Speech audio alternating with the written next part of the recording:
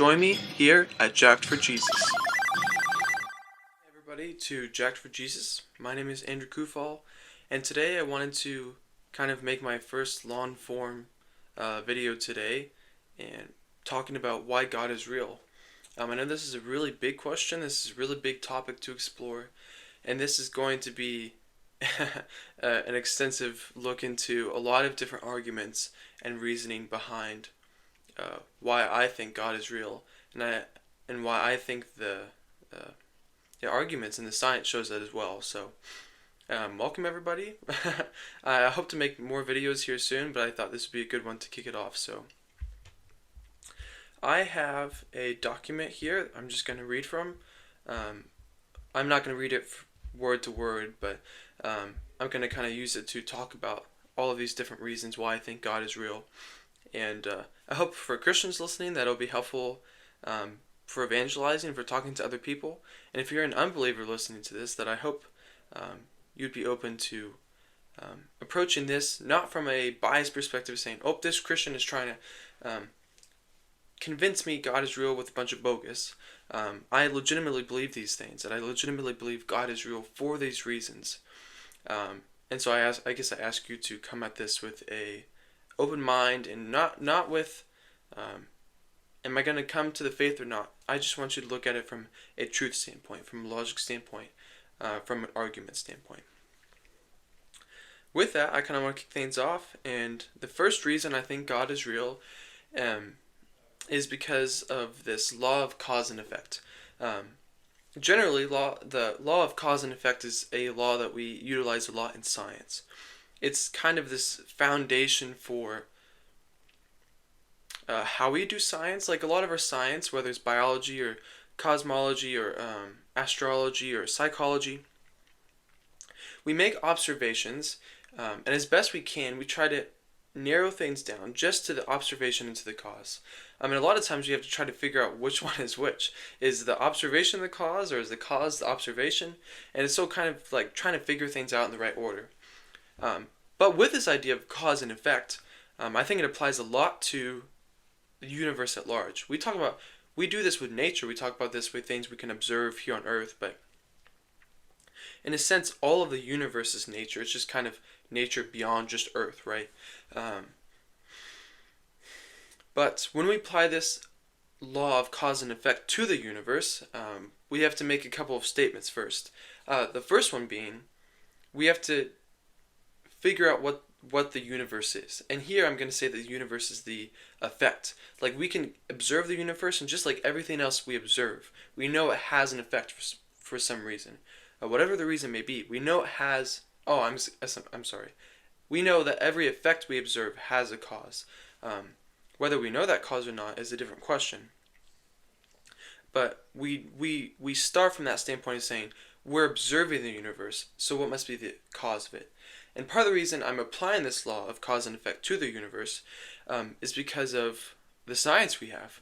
Whether you're a Christian or completely secular, either way, scientists all over the world kind of acknowledge this idea of a Big Bang, a singularity event. Well, there's a lot of topic about whether it's a singularity or not, but either way, this big event that started the universe, that we know it. And because of that, we can do a couple things with that piece of evidence. We can do a couple things with this format of cause and effect.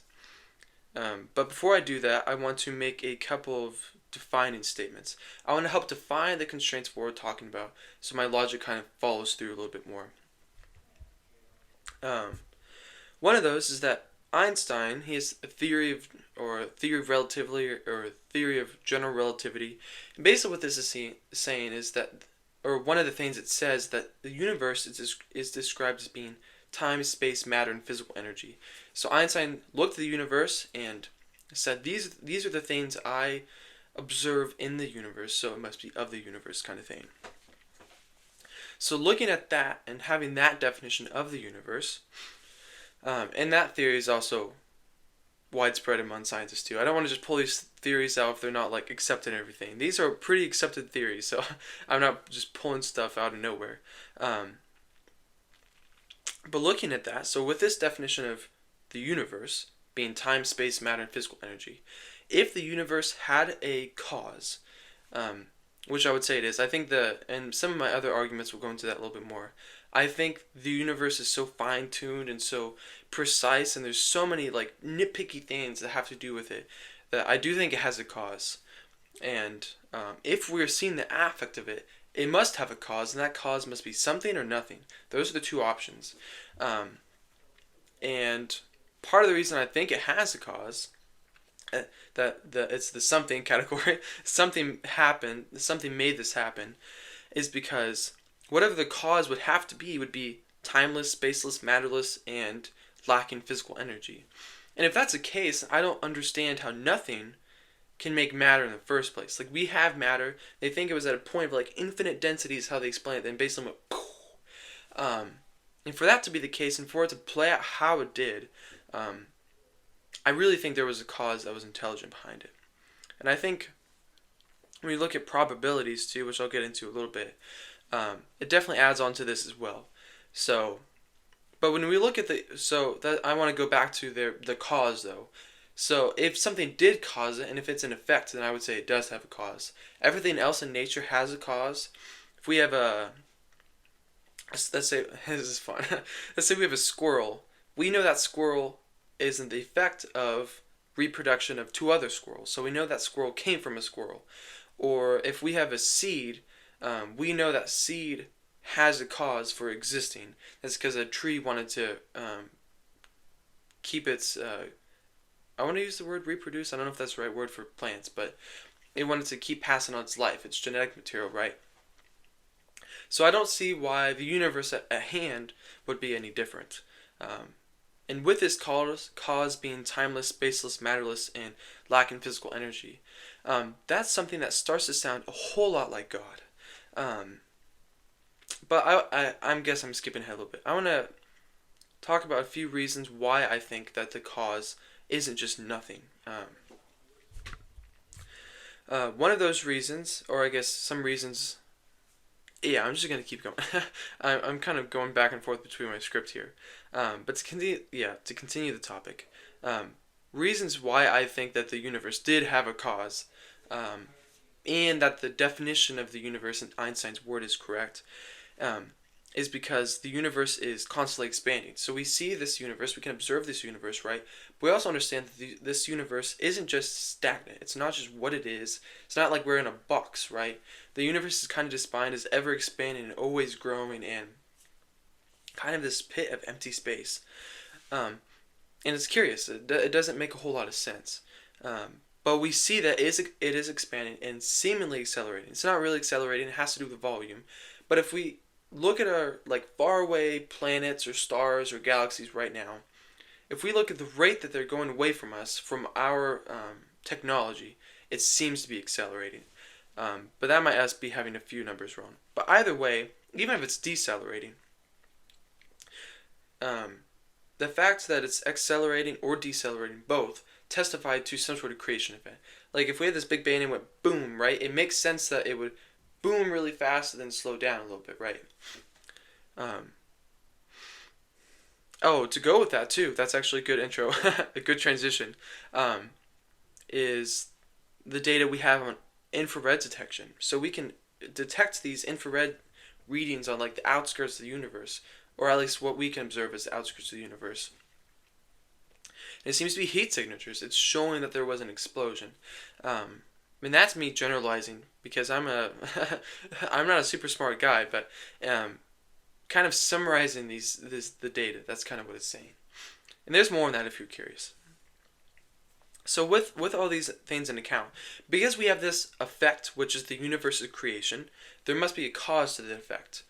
We don't have a lot of effects without, I don't know if we have any effects without a cause in the universe. If we see something or if it's there, it had a cause somehow.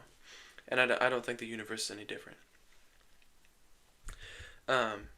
Kind of summarizing, so that must mean that the cause is timeless, spaceless, matterless, and spiritual. I say spiritual loosely, but I could also say supernatural. That kind of has a negative connotation to it, but I'm using supernatural in its actual definition, which just means just beyond nature. because nature was the creation, then the cause has to be outside of nature. Well, that's what I mean by supernatural. And this depiction of this cause starts to look like the God depicted in the Bible, but it doesn't necessarily narrow it down to the God depicted in the Bible. Any of us could say, okay, that means we have cause. So what? What is that cause? We don't know. But that's why I have more arguments here. Kind of jumping off of that, there's also this law of teleology. And teleology is the study of design in nature. So going back to that nature topic, we have this science of looking at nature and saying, okay, like how is it designed and why is it designed? You know, these kind of questions, right? For example, we could take like us for an example. Well, I guess biology is kind of like teleology, just for humans, but regardless. Let's say we're looking at biologically for us. We know that we are designed. We know that we have a design. We have eyes and ears and nose and a brain and fingers and toes and a stomach to get energy, and we have blood to carry oxygen and food to our muscles. We have muscles to work, to move. We have lungs to breathe so we can have oxygen for all these processes. I mean, I could go on and on.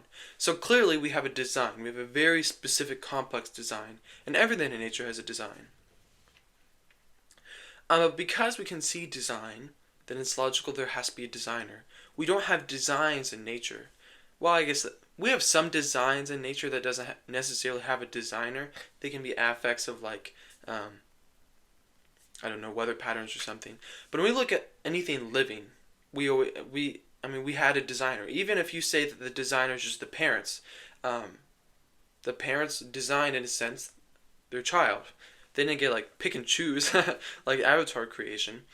But we know that everything that has a design came from a designer or came from something that also had its same design. That's why cats keep making cats and dogs keep making dogs, and even if genetics are off just a little bit, we know that like comes from like. But when we look at this universe, and I think I have a couple points here. Yeah, I do. When we look at the universe also has a design. So we're approaching this with just nature right now. Like living creatures or even plants have a design. Or any like rock formation has a design, has a structure. I mean, anything you can look at in nature is like that. But I don't think the universe is any different. Taken outside the context of Earth, we also have galaxies that are designed, and stars, and this universe that is so fine-tuned. And I want to talk about that a little bit too. Some people actually call this the fine-tuning argument. I'm kind of lumping them together because I think they kind of are the same thing. But some reason I think the universe, or I believe, I shouldn't say think. I don't want to bring this off as my opinion. I think this is something that we can sit down and approach logically. But looking at the universe, I think there's a couple things that testify to the fact that it does have a designer. And some of these, for example, are the Earth's orbit around the sun. So the Earth orbits around the sun, and every 18 miles of its orbit, it's basically a complete straight line, except it goes off that straight line for like a ninth of an inch. And the fact that there's a straight line anyway in nature is remarkable. But it strays off that line by a ninth of an inch, and that's like so tiny. That's tiny to us. I mean, that's small. But if that ninth of an inch that is straight off that line was a tenth of an inch, then we would be ice. We would freeze. The Earth would freeze. It wouldn't work. But if it was an eighth of an inch, if we were just a hair closer, then we would all be ashes. It would be too warm. We would burn. The Earth would burn. It's just the fact that the Earth's orbit around the sun is so precise. Seems hard to believe it happened just by chance. That probability is super small. We're also a perfect distance from the sun to sustain life and flourish. So we're talking about the orbit, but not only just the orbit, but the distance we orbit from, at 93 million miles. If that was just a little bit off, either direction, it would be the same situation. We would burn, or we would be ice. It would be way too cold for life. Another example is the expansion rate of the universe. So at the Big Bang, I guess I'm talking about the expansion rate right at the Big Bang. that expansion rate right when the Big Bang occurred, if it was off by 1,000,000,000,000, one part of 1,000,000,000,000, the universe would have collapsed on itself. It wouldn't have been able to sustain and make galaxies like it had. It would have gone boom, and then it wouldn't have worked. In addition, if gravity or electromagnetism or weak forces were off by just a little bit, life also would not exist how it does. And so all of these things combined, if we took all the probabilities of every one happening by chance, it would be a ridiculously small number. And that's just with these initial conditions of the universe. And so to think that nothing made such an intelligently and fine-tuned design is very unlikely. And how does nothing cause anything at all? I don't think nothing can be in a cause for any sort of effect, such as the universe, especially such one is such huge and ginormous as the universe is. So that's the law of cause and effects, is saying because, well, kind of tying the law of cause and effect and teleology together, because we need to have a cause for this huge effect, and because the effect we observe is so detailed and fine to the point where we even can't replicate it. We can't make life. We can't design life.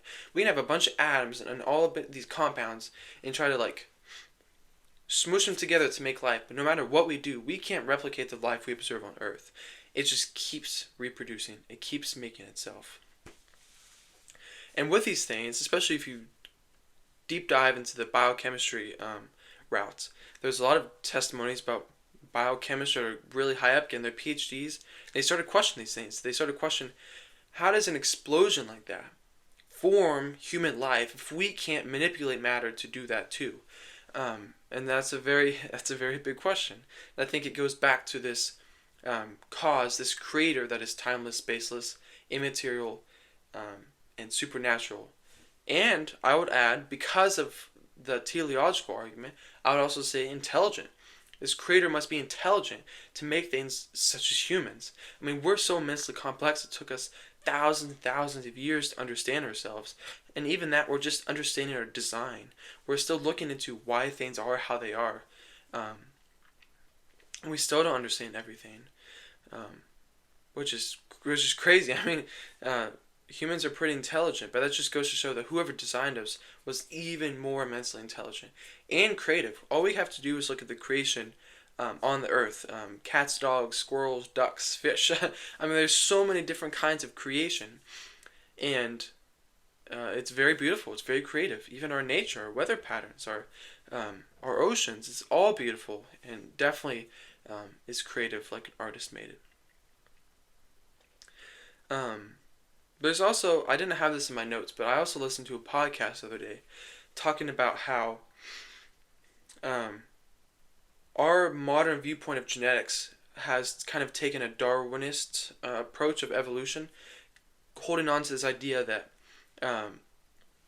we all came from one common ancestor. And the more they're digging into the genetics, into the research, they're starting to understand that they don't think we have a common ancestor anymore. They think we have a common code, that we have genetics that are like a genetic code so similar between all of these creatures, but that we didn't come from a common ancestor, because they're picking up with our genetics that we originate in different places, in different continents, in different places around the world. And so if we truly did come from a common ancestor, the genealogists are kind of skeptical about that because of what they're observing. So that's even another example that we didn't come from a common ancestor, that we're not just flesh robots that came from, one creature. And in fact, to add on to that, genealogists are also looking into evolution, because this idea was that as time goes on, that we would become more complex, we would evolve more. Talking about like, kind of explain the Darwinist viewpoint, is because if we went from one common ancestor to all of these different creatures, then we must have had been more complexified. But in fact, when we look at genetics, we're finding out that things aren't getting more complex, they're getting more similar, they're getting more simple. I saw a meme the other day that said, why does everything keep evolving into crabs? Which is funny, but it kind of proves his point a little bit, is that that's not how we're observing evolution anymore. we do observe adaptation on a micro level, but we're not seeing ourselves become more complex. In a genetic sense, I guess is what I'm saying. I think, yeah, I'm going to move on from theology and go into the moral argument for God, which is saying, I guess before I start the moral argument for God, I'm going to summarize the attributes we've assigned to this cause of the universe. The cause of the universe must be timeless, spaceless, immaterial, supernatural, or beyond nature. This cause must also be intelligent to design what we have, creative, and I would also add loving to make a life, not a life, but a world for us to live in where everything works out so well. Like we're just in this Goldilocks zone of creation where life can flourish, and we can have 1% of the population making all of the food for the whole for the not even the whole nation, the whole globe, the whole Earth. So for the world to be designed just so precisely for that to happen, I would also say loving and emotional, because we're also emotional. Where do emotions come from? Maybe I'm stepping outside the boundaries of the argument there a little bit, but I will talk about emotions here now and morality. Morality is kind of a heated discussion right now in culture. If you're in the United States or anywhere across the world, morality is just a constant battle of what's good and what's bad, and it always seems to be us observe, like the news right now is so pessimistic. We always see all of the bad things happen in the world. And I know they're trying to fight that a little bit with these kind of funny, lighthearted not arguments, but articles.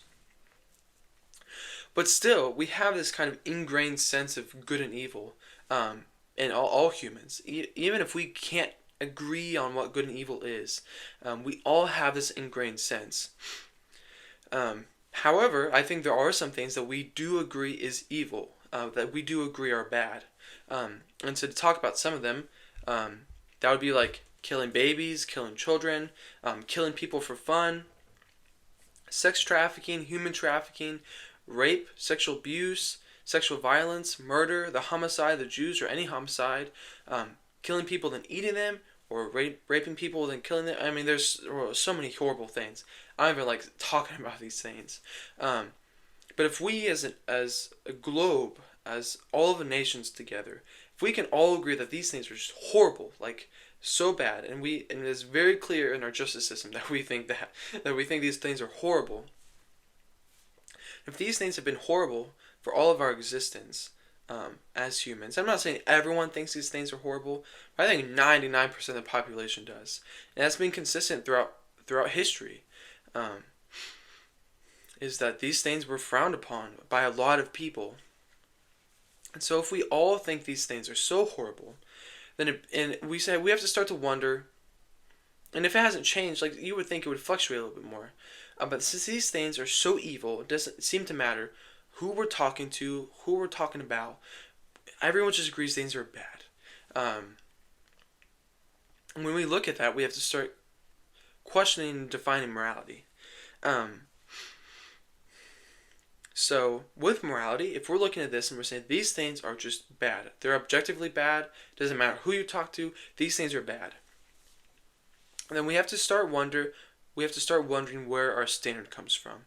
If we all think these things are horrible, then where do we get these senses from? Because if we're looking at nature, it's actually, I think I had this farther down my notes, but I think I'll talk about it now. If we look at nature, a lot of these things that we think are horrible are a little bit more common in nature. There are all sorts of creatures that kill each other and eat each other, even rape each other. Unfortunately, that's kind of how cats reproduce. It's just violence. It's not good. And if we think these things are wrong, then nature can't be our standard, because these things happen in nature all the time. Nature kind of works like this, but we think they're wrong. So it starts to wonder, where do we get this feeling of wrong if nature says it's not wrong? Nature has death all the time, violence all the time. So we have to start wondering, where does morality come from? I guess the two possibilities for morality is subjective morality and objective morality. Those are kind of fancy terms, but I'm going to break it down a little bit. If morality is subjective, that means it depends on the subject, saying it depends on the person or on the context. And if that's true, if it depends on the person to define what morality is, um, then our viewpoints on morality, whatever we thought was good or wrong, right? That means our viewpoint on morality would just be our viewpoint. It would be like our favorite color. Like everyone would have a different favorite color. They couldn't force their favorite color on other people. And likewise, this is how subjective morality would be like. We wouldn't have any authority to say that that thing is definitely wrong because everyone would have their own viewpoint on morality. Unfortunately, that's kind of how society is right now. There's even college professors in the classroom saying that murder and rape are things that we shouldn't worry as much about. That we're too charged about these topics. But even saying that is outrageous. And we know deep down in our hearts that these things are wrong. And so, if it's not dependent on the subject, and even if it was dependent on the subject, I don't even know where that would come from.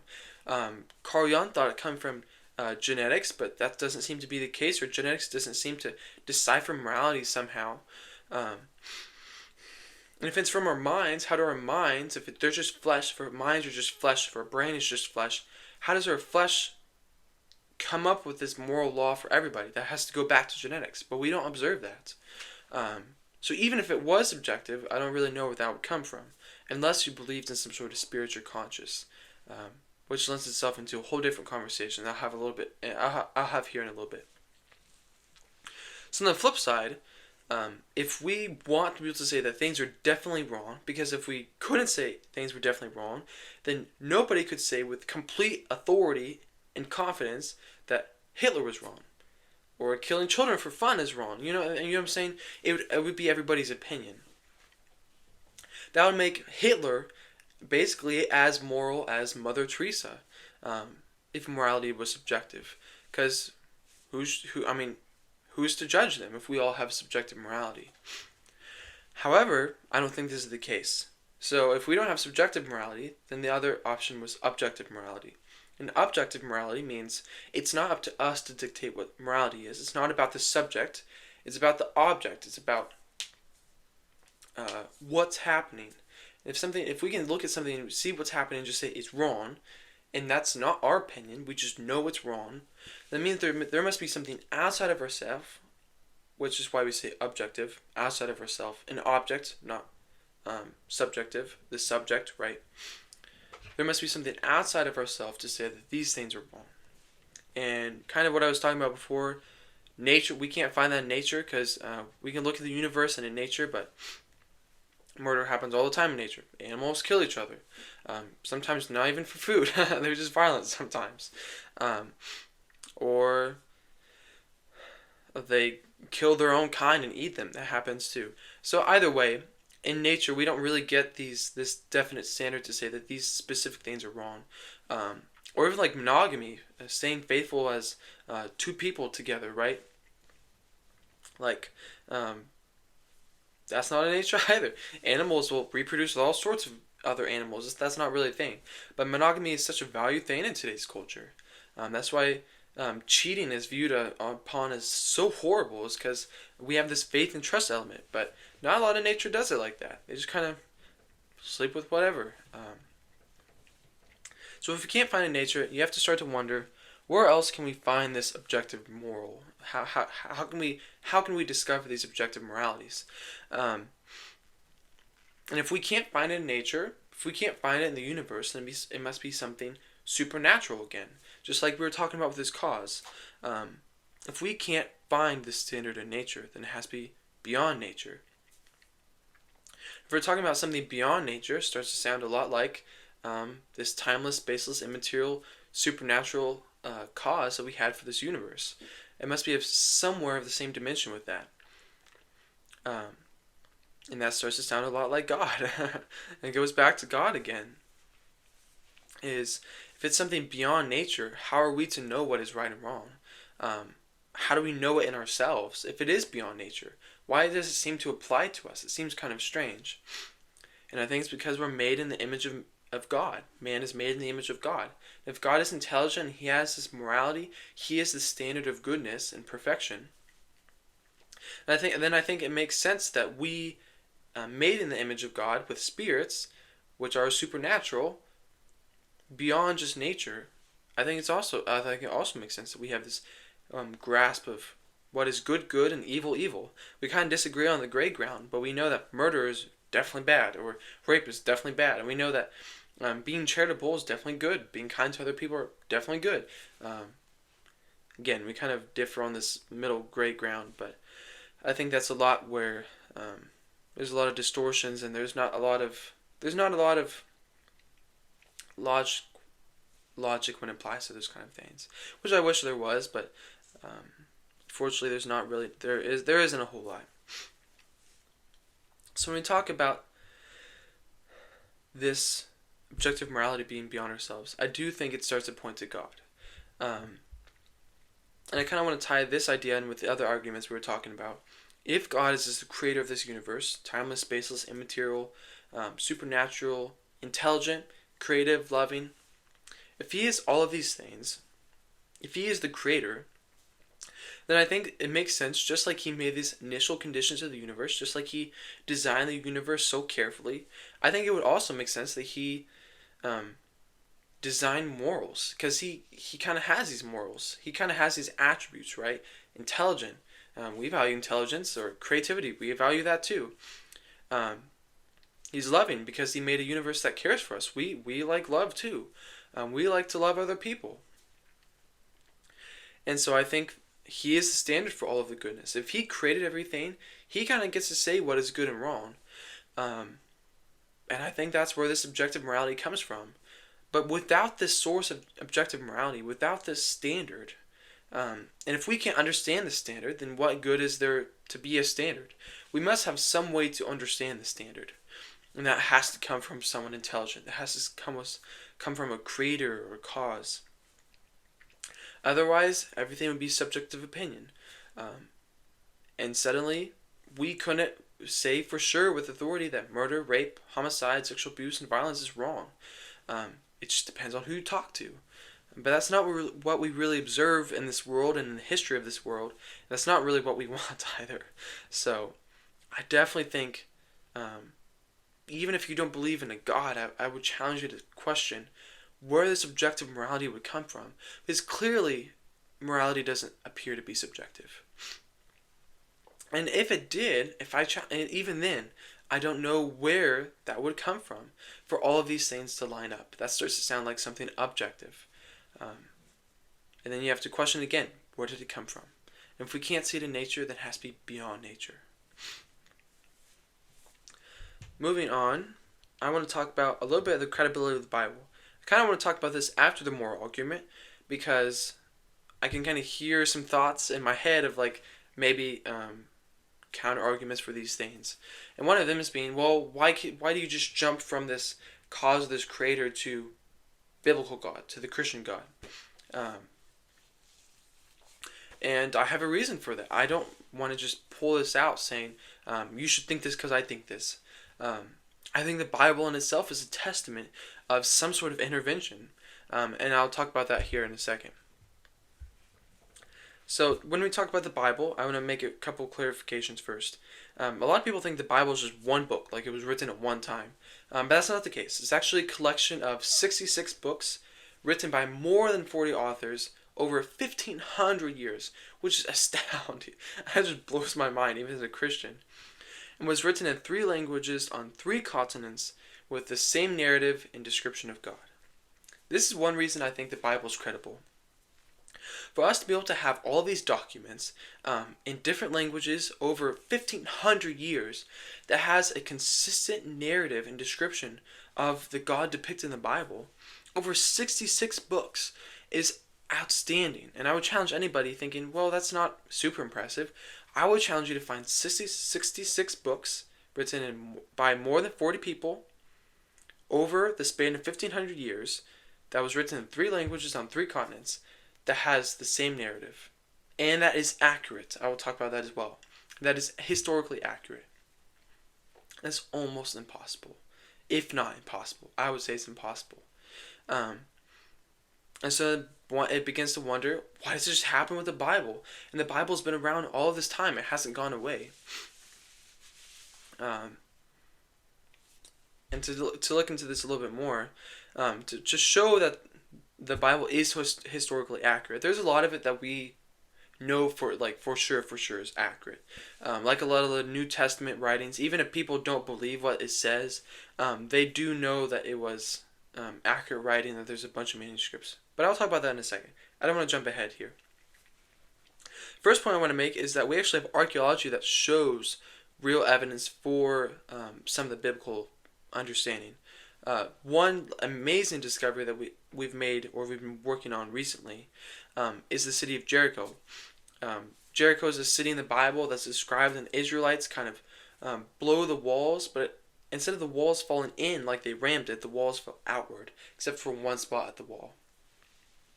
And and archaeologists actually found the city of Jericho, and the depiction of how the wall fell was accurate. It actually, from what they could see with archaeology, it actually fell inward, except for the one part of the wall. And another kind of specific detail that aligns with the Bible is that the Israelites were demanded by God in the Bible not to take the wheat from the jars, not to kind of loot and whatnot. And when they found Jericho, the archaeologists found Jericho, they did find that all the wheat wasn't in a jar. And it's like, why would they do that? When did they take it? But the wheat happened to be preserved in these jars, and they found it. Another reason I think the Bible is credible and accurate was that the New Testament was also written around the same time as Plato's and Aristotle and Homer, and we consider these ancient texts to be very insightful and very historically accurate. I know some of them can be kind of creative works, but I'm talking about the historical ones, I guess. Yet, even though the New Testament has been written around the same time as these other pieces of literature, the New Testament, historically, they've found more copies of the Old Testament than these other books. And along that, since they have all of these access to all of these different manuscripts and copies, they can also cross-reference. And they know, from what they've studied, all of these different copies of the New Testament that they found historically, like they align with each other. They agreed. There wasn't a whole bunch of disputes or like language differences or anything. It all aligned with each other. It cross-examined and checked out. But on top of that, because we have so many of these old manuscripts, we can also cross-examine the original manuscripts to translations of the Bible over time. And with that, from the original manuscripts to the translation we have now, is still 99% accurate. The 1% mostly being sentence structure or punctuation, little things like that. Or like a word we don't exactly know what translates to and that kind of stuff. But 99% accurate. And this has been over 2,000 years. These texts have been stayed consistent and accurate to their original manuscripts. And some of these original manuscripts that we needed to cross-examine, we only found like within the last couple hundred years.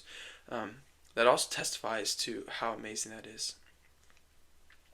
In addition, one thing outlined in the Bible, and that's so pivotal to the Israelite story, is the spiritual gift of prophecy. Prophecy being like mystically or poetically predicting what's going to happen in the future. And I'm going to take one specific example because it's the kind of largest studied one. Is the prophecies about Jesus' ministry on the earth, what he did when he came. And there was like 1,000 prophecies. A little bit, I think there was just a hair more than 1,000. I don't have the exact number.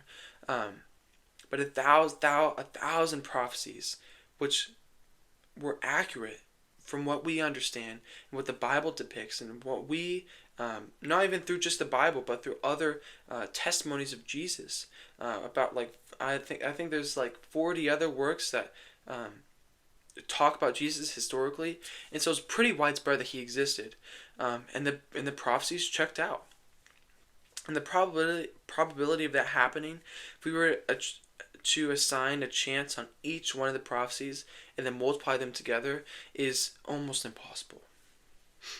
And again, these prophecies were also scattered across 66 books, 40 authors, 3 languages, 3 continents, which is very, very unlikely. And that just the prophecies itself. Even if it was one book and all these prophecies came true about Jesus, even that would be almost impossible. But then you take into account that it's different authors, different people, different books, different languages. It makes it even more impossible. And so if we can look at these things, if we can look at these reasons, this data, this research, and look at the Bible and acknowledge that it's a credible source, that what is accounted in the Bible actually happened, or at the very least, the people in the Bible believe these things, you start to wonder that maybe this can be true. And I think looking at this, there isn't a lot of religious texts that work out so beautifully like this, other than the Bible. It's important to know. And I was also going to mention, there's also so many other prophecies in the Bible not relating to Jesus that also came true and are still coming true, by the way. Like there was one about the Euphrates River drying up, which people don't really know if it has to do with the prophecy in the Bible. But there's another one people aren't disputing about, which is there's a prophecy in the Bible about how God will make rivers come from the deserts. When there was actually a river that sprang up from this desert somewhere. I don't remember where it's at. That's super cool though. And that was a biblical prophecy as well. So these are still playing out, which also testifies to how the Bible isn't just the Bible. It's also inspired and intervened by God. It's God-breathed, as Christians would say.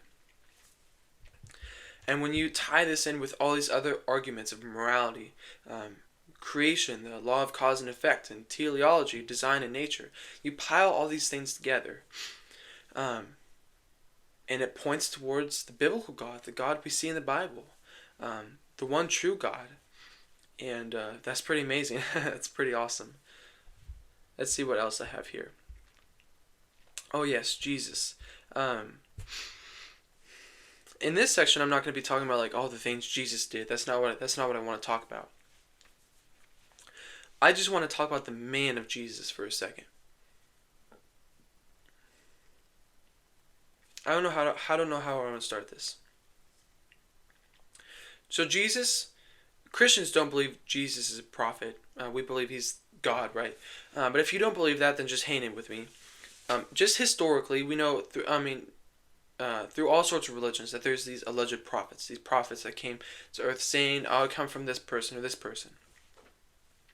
Even though we have numerous amounts of these prophets historically, who we know actually existed, like Muhammad, Jesus was the only one of these quote-unquote prophets. Again, I don't believe he's a prophet, but I'm just using that term for the sake of this conversation.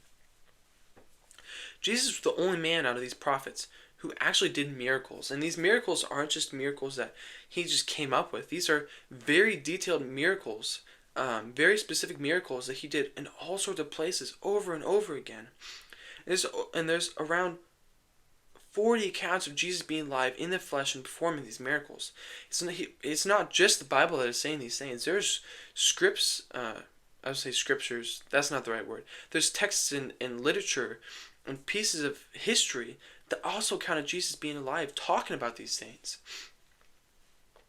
So if we know Jesus is alive, we know he did these things with over 40 accounts. And it starts to wonder, how did he do these things? How did these things happen? And it could be by chance, but that's very unlikely. Some people could be saying, well, maybe all these people are just crazy. But if this was recorded by over 40 accounts, if these people witnessed this and then documented it afterwards, his existence and his miracles, how could all of them possibly be wrong and delusional? Like if they were all crazy or they were all schizophrenic, how would it check out among all of these testaments, all of these documents talking about Jesus? And another thing, like when he rose from the dead, when Jesus rose from the dead, his apostles saw him afterwards, but they didn't just see him all at once. And I mean, that it would be easy to lie about that. They saw him at different times with different people, through the span, I think it was 40 days after his death. And Some people don't believe in that, but I think when we look at it from a historical, just from a historical standpoint, we look at how consistent it is through all of these texts. Um, it's hard. It's hard to refute it. And setting aside Jesus for a second, maybe some of you are skeptical on him. Um, let's talk about angels in the Bible.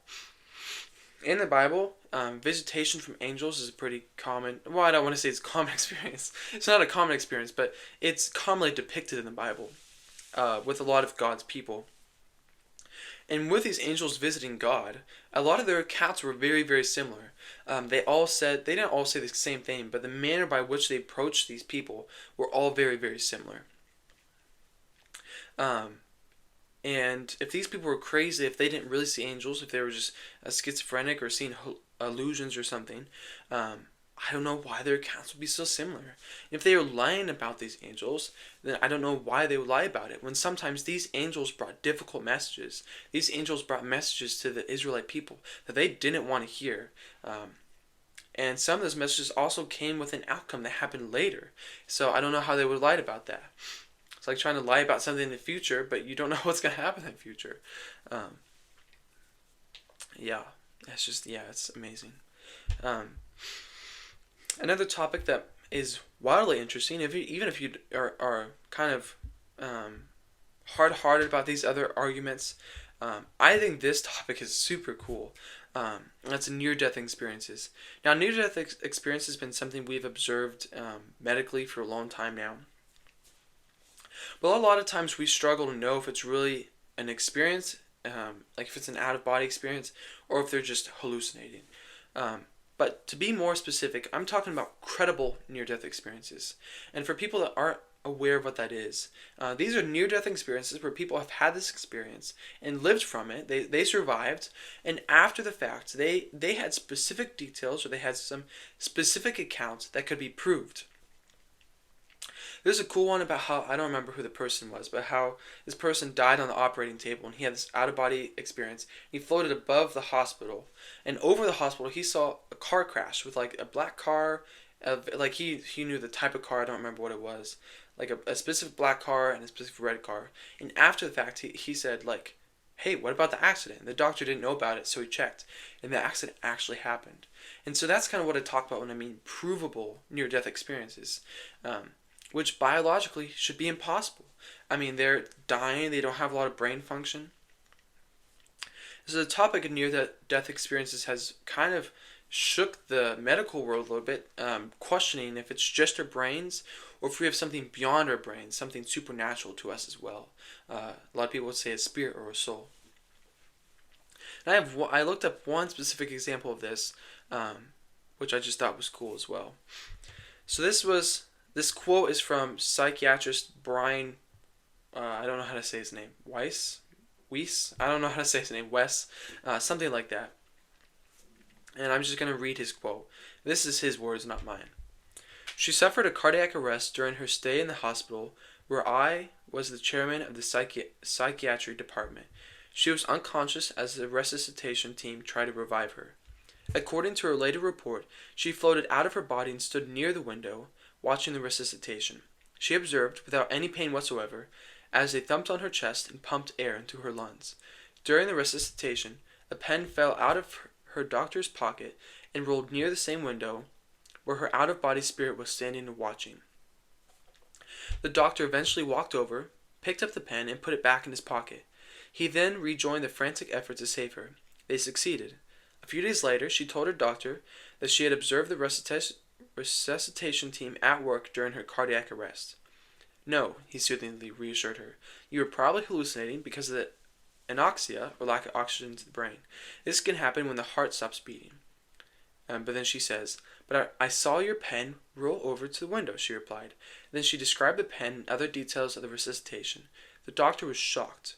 His patient had not only been comatose during the resuscitation, but she had also been blind for many years. And what I like about this one is it very clearly separates the out-of-body experience from her physical condition, right? So she's been in a coma. She wasn't very aware of her surroundings, although they think some of them are kind of aware of surroundings. But what really shook this doctor was the fact that she was blind. If this was really a hallucination, she wouldn't have um, been able to see anything because she'd been blind. And so, and with the details and with her condition, this example of a credible near-death experience is awesome. And there's a lot of other ones out there on the internet. Some really cool stories, by the way. Even if you're not like buying into this, if you don't think these arguments are sound, if you don't like the logic behind it, I would at least encourage you to check out some of these credible near-death experiences because they are cool. They're just interesting and fun to read. But I also think that it testifies to something. If they're biologically functioning, shouldn't be able to do the things they're doing. Just like her experience about how she was blind, she shouldn't be able to see. That according to biology, these things shouldn't happen. And so that kind of testifies, that kind of infers something other than just our flesh, something spiritual or a soul or something supernatural to us as beings. And there are also near-death experiences that specifically describe people meeting Jesus and coming back with a specific message. I watched one on YouTube that kind of blew up about this little boy, I think, who died on the operating table and came back. And he was telling his mom about how he met Jesus, how Jesus had beautiful eyes, and then he started telling his mom about all these things that she went through as a child, was meant to help shape her now as an adult, and that her hardships were the reason that her kids would be like her. And this kid did not know about these hardships her mother went through. He had no knowledge of this, but yet he had this message from Jesus and came back. And there's lots of other near-death experiences that are kind of vague, that aren't necessarily credible, that talk about seeing a great white light, which in the Bible talks about God being immensely bright. Or there's even ones where people have an account of going through their life, their moral choices, which sounds a whole lot like the Judgment Day. For Christians, we know that when we die and go to the heaven, we'll be judged for what we've done. We'll have to give an account of our lives. And so a lot of these experiences kind of align with what's depicted in the Bible, what's described in the Bible. And that's really cool as well. And I also think this testifies, in addition with all these other arguments, I think it's important to look at these arguments together. But I think with these other arguments and with these near-death experiences, some history, some new stuff, I think it starts to paint this picture of a God, of a creator. And specifically with all these attributes we talked about, from these laws, from these arguments, from these reasoning and logic, it looks like the Christian God, the loving God, the gracious God. That's pretty amazing. If you're still listening and you're a Christian, then I'm just going to run through the good news, the gospel message. If you're not a Christian and you're still here, then I just want you to stick around a little longer. Even if you're not completely convinced, I just want to share with you.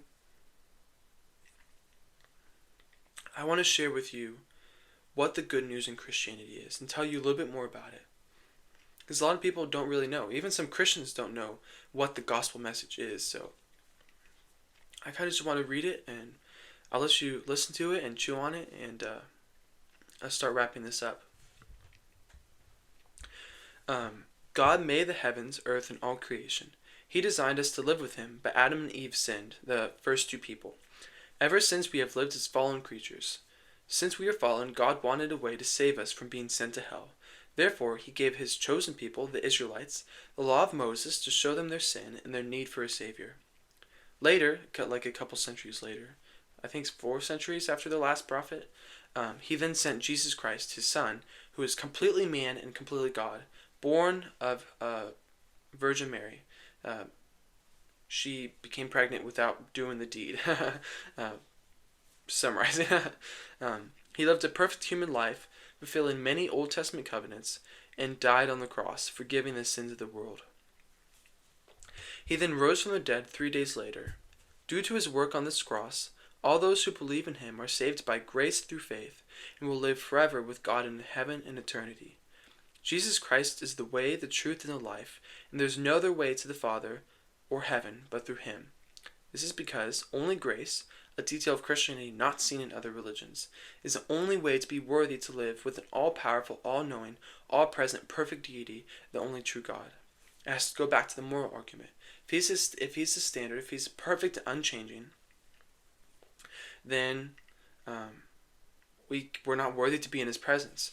And so only grace to pay for our wrongdoings can allow us to be in his presence. And that's a very unique part of Christianity that's pivotal to the gospel message. But to continue, I guess, forgive me for interrupting. If you believe or want to know more, please do some research for yourself and read through the 4 Gospels in the New Testament: Matthew, Mark, Luke, and John. Good translations is NLT, NIV, ESV. Any of these standard versions are good. Thank you all for watching. God bless you all. I love you all so much. That's why I'm making this video, is I want to help share these proofs for God and maybe just open your minds up to this possibility. And since I'm not the best speaker and I don't have the perfect understanding of these arguments, I also wanted to leave some links. I'm going to link this document, this Word doc, in the description of this video. So you can actually click on these links. You don't have to type them out. But I have some links here for more research. I have a Spotify show that's talking about apologetics. So he does